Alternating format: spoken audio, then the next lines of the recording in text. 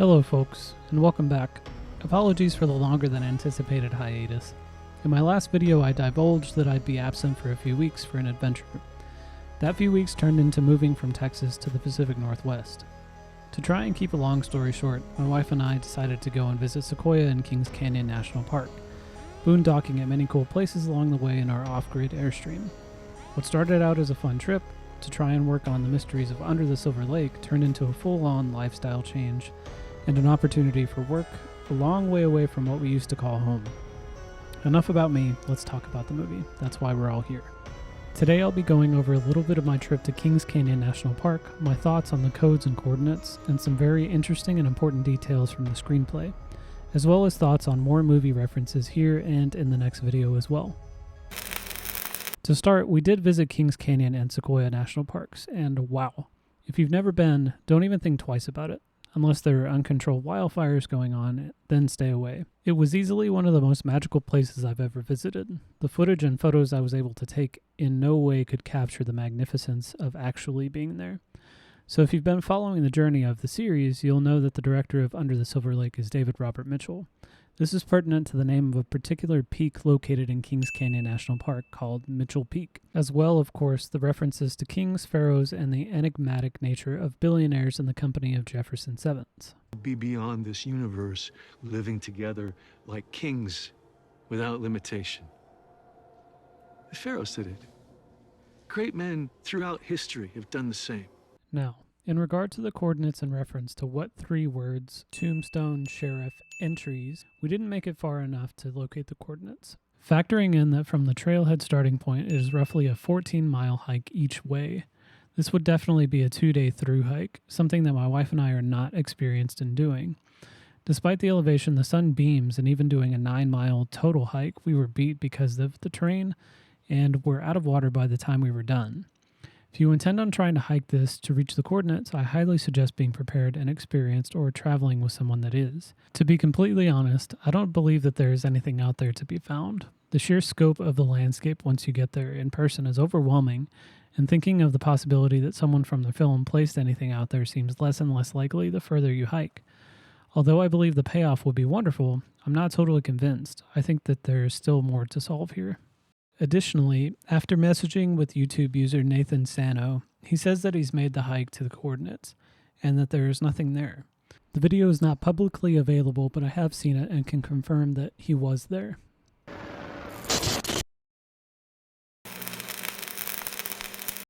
Alright, I said that I wanted to get into some important details that I'd noticed after reading the Under the Silver Lake screenplay. Until recently, I had only read a few pages here and there. However, after reading it cover to cover while watching the movie, I was quite surprised to find so many interesting and important details. So, I'm happy to share them with you here.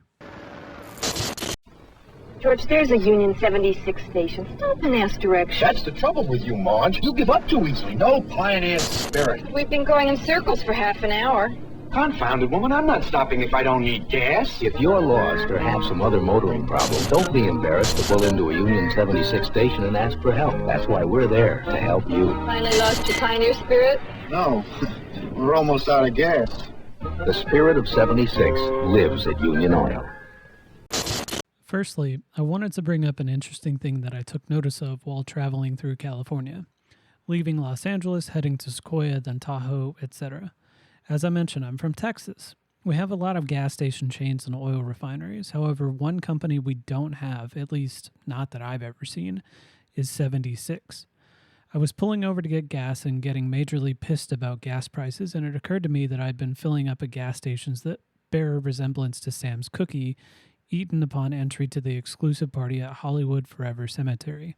Now, when I made this connection, I thought to myself, why would this matter? Or I'm just looking for meaning where there isn't any. However, I've been studying the screenplay, and there are some interesting details in it that need to be brought up to the surface. I've established in several of my other videos that I believe Sam could be schizophrenic and is populating his view and experience of Los Angeles through a filtered lens, catering to imagery that exists in his mind. In the script, there is a direct mention of a 76 gas station. On page 145, after Sam has been questioned by the homeless king about the dog biscuits, he is free to go, and when he emerges from the underground hideout, he is in the parking lot of a 76 gas station near Hillhurst and Los Feliz. This is one of several examples of what I believe to be the director placing hints, either on purpose or inadvertently, to capture specific details alluding to Sam's experience and disposition while suffering from delusions. The next detail I want to cover has to do with the "Beware the Dog Killer" message spray painted down the street from Sam's apartment, on the path to where his car is parked, no less, and the description of Sam's room in the screenplay. So we've seen "Beware the Dog Killer" messages throughout the film, but who was responsible for the graffiti? I think on at least one occasion it was Sam himself. This guy just seems to have an affinity for criminal activity.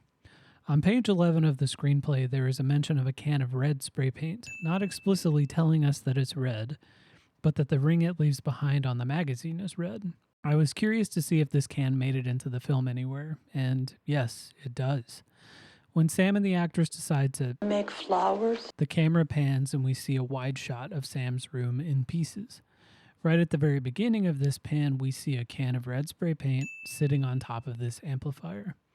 It's a blink and miss it moment, but this comes back around on page 51 when Sam comes across the audition girls looking over the "Beware the Dog Killer" graffiti in the street, specifically in red spray paint and with his shadow cast over it.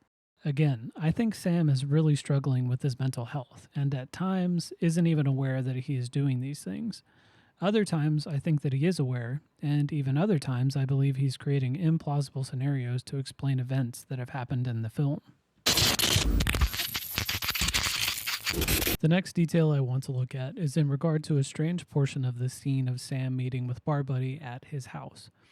There's a short moment where we get a close-up of this tree with a zoom and a bird call layered over it. I feel like somebody's following me. Yeah, probably. Honestly, who's not being followed these days? But I mean, I'm feeling that a lot lately, like even before all this craziness. While this isn't an owl call as far as I can tell, I think I may have an explanation for why this made it into the movie. In the first several pages of the screenplay, we see the rough draft image of the Under the Silver Lake zine cover. On it are mostly the same images from the one that made it into the film. However, one difference is the way that the owl's kiss is depicted. In the final draft, she is sitting on the ground in front of the famous Elliott Smith wall from his album Figure 8. However, on the rough draft, she is seen sitting on a tree branch. So when Sam is meeting with Bar Buddy, this shot of the tree, I believe, is supposed to be a way of highlighting Sam's paranoia, delusions, and possibly his suicidal thoughts. And if the original image had made it into the movie, it might paint a bold picture of Sam's mental state devolving.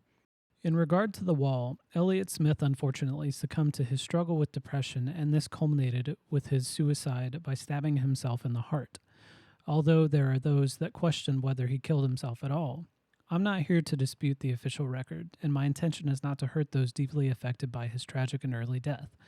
What I am trying to accomplish is tying this to the headspace that Sam is currently in, and the thoughts that he and the story seem to be preoccupied with. The connections here are Sam's idolization of Kurt Cobain, another famous suicide case shrouded in questions and conspiracy theories, as well as the death of the author and the symbolism of the owl's kiss. As I'd stated in a previous video, the explanation given to Sam is that the author took his own life. A neighbor found him, committed suicide. He didn't seem suicidal. And when we see the scene of his death, there is a lot of blood. Did the author stab himself in the heart? Or was the author murdered? And if he was murdered, by whom? These are questions that I will attempt to answer in the next video. However, if he did kill himself, this is another tally for the owl's kiss being representative of suicide. Okay. This next portion is very interesting in the scope of how differently the screenplay was compared to the final production. These next details have to do with Barbuddy and Sam's interactions with him, and my interpretation of the director's perspective on how to depict Sam's mental health collapse changed from script to screen. Again, in Barbuddy's backyard, one strange detail I'd pointed out in previous videos was that there were dog beds and dog bowls in the yard, but no dog in sight, and nothing mentioned of either of these characters currently owning a dog. I deduced that with Barbuddy being part of Sam's unconscious mind, that the dog beds and bowls were Sam's mind filling in blank spaces of things that were remnants of memories that he is holding on to. This place is like somebody's memory of a town, and the memory's fading. It's like there was never anything here but jungle. Stop saying shit like that. It's unprofessional. Oh, is that what I'm going for here? Just want you to stop saying odd shit, like you smell a psychosphere or you're in someone's faded memory of a town. Just stop. Given how long it's taken for me to reconcile my nature, I can't figure I'd forgo it on your account, Marty.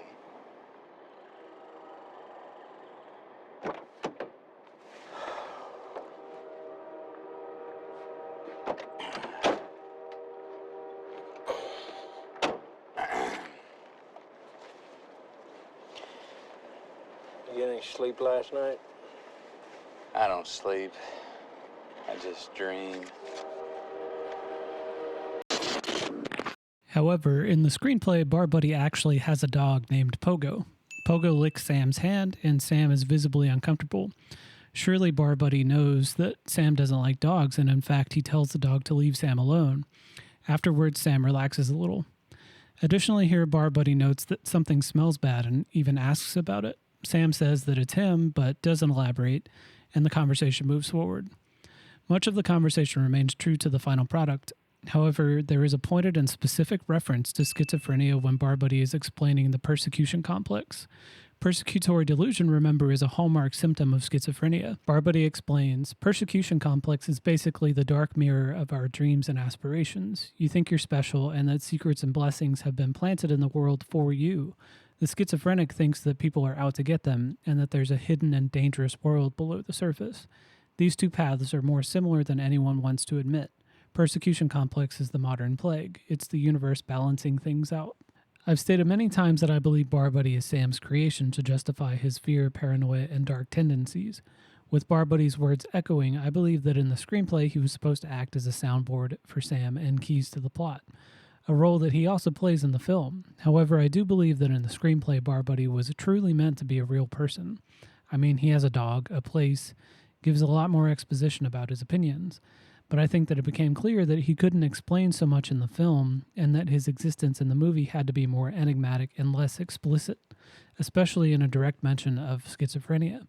This would have been way too heavy-handed, and would have risked losing the interest of the viewer so willing to explain all the events as, oh, it's all in Sam's head. Next. While I do believe portions of the schizophrenia theory to be true, I also believe that it's meant to be ambiguous in several different directions. Purgatory, legitimate historical conspiracies that we know to be true. There's not much fun in things being so easily explained. Another relatively small detail pointing to Sam's perspective of the world and people around him is from the scene when he's waking up after passing out in the cemetery chasing Troy, one of the brides. Sam wakes up and the screenplay explains that the old women and men that he sees walking through the cemetery to see their past loved ones are wearing outfits that are identical matches to several of the outfits worn by the young women and men in the same place the night before. Another detail from Sam's interaction with Barbuddy at Sam's apartment. This is another part of the character building of Sam that I believe would have come off as too heavy-handed if it had been left in the film. Barbuddy knows that Sam is working on breaking a code hidden in the song Turning Teeth, and he notices the Codebreakers book that I'd highlighted in my first video in reference to the film Zodiac by David Fincher. Barbuddy says, I know that book. Naturally, if Barbuddy is a dark mirror of Sam, of course he would. And Sam explains, yeah, I stole it from the library when I was 10 years old. So this is further confirmation that Sam is a thief, and most probably the thief that has been stealing things around Silver Lake. We know that he stole his favorite issue of Playboy from his dad. However, for most people that could seem like a relatively innocent thing for a kid to do. But by creating a pattern of behavior, the average viewer would certainly have put their finger on Sam's dishonesty and criminal activity much easier, hence why I believe it was left out.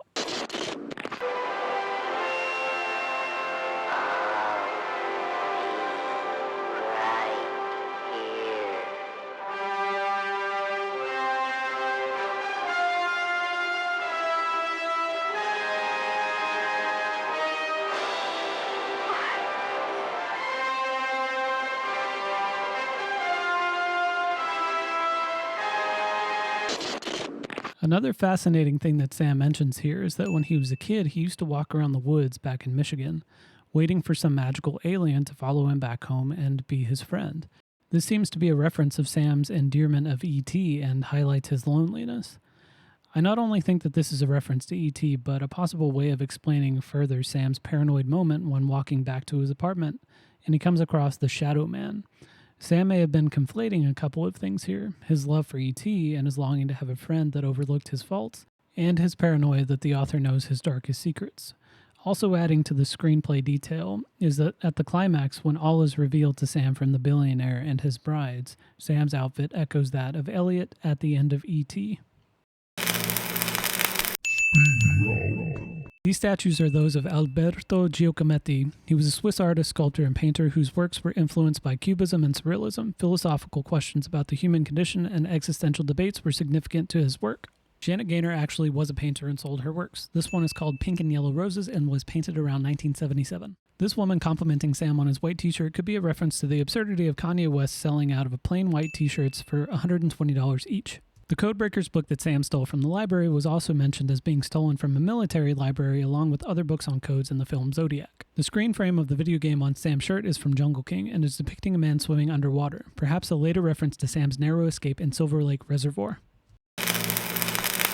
That's all I have for this installment, folks. I hope that it satisfies your need for the time being. Apologies again for being absent, and I hope that the time between now and my next video won't be so ridiculously long. Please feel free to like, comment, share, and subscribe.